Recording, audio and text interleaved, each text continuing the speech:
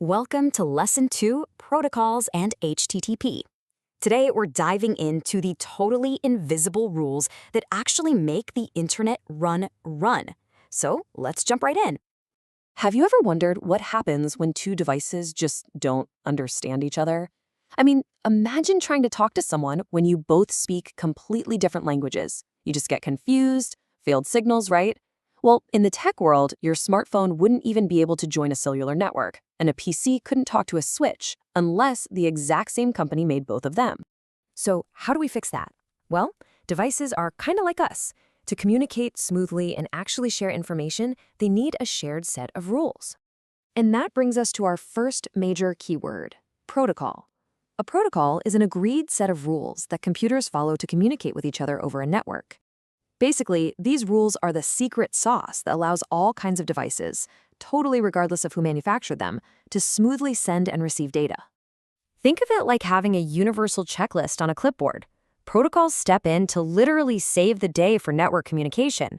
Without these agreed-upon rules, a Mac, a PC, and an Android phone would never, ever be able to share a group chat.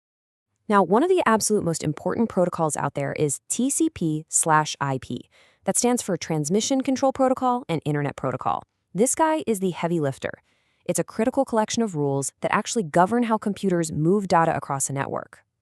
But here's the thing, TCP doesn't just send a massive file, like a high-def video, all at once.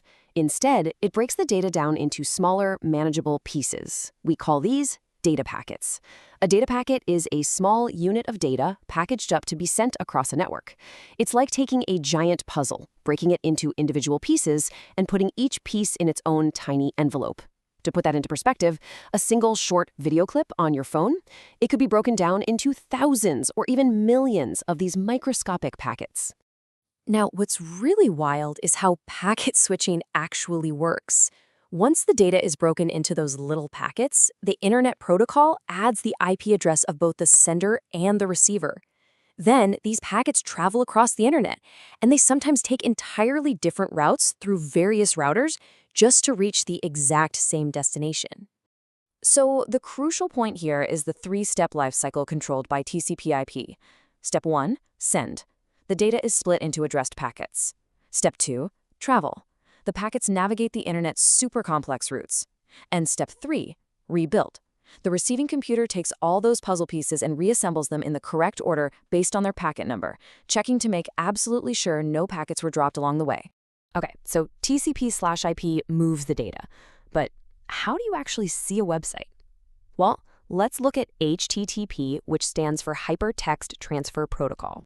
HTTP is the specific protocol your web browser uses to make the internet visible on your screen. Whenever you type in a URL, like google.com, HTTP allows your browser to send a request to a web server and fetch the actual web page documents, images, and videos in response.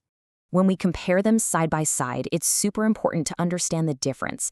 TCP/IP is the system that physically moves the data across the globe, breaking it down, routing it, and rebuilding it. HTTP, on the other hand, is like the messenger requesting the specific web pages you want to see. Basically, TCP/IP is the delivery truck, and HTTP is the order form. All right, let's do a super quick recap of what we've learned. Protocol, those are your agreed rules. TCP/IP, the protocol that actually moves the data. Packets, the small data units traveling the web. And HTTP, the protocol that loads the web pages on your screen. All these protocols work together flawlessly, and it all happens in just milliseconds from a single click. So what you should really take away from this whole explainer is, rules make the internet work. Without these invisible protocols working behind the scenes, this massive global network we rely on every single day just literally wouldn't function at all. Connect, communicate, explore. You are completely ready to explore the web because you now know exactly how devices communicate across the world. But before you go, think about this. Right at this exact second, as you watch this explainer, how many millions of invisible packets are traversing the globe just to bring my voice to your screen?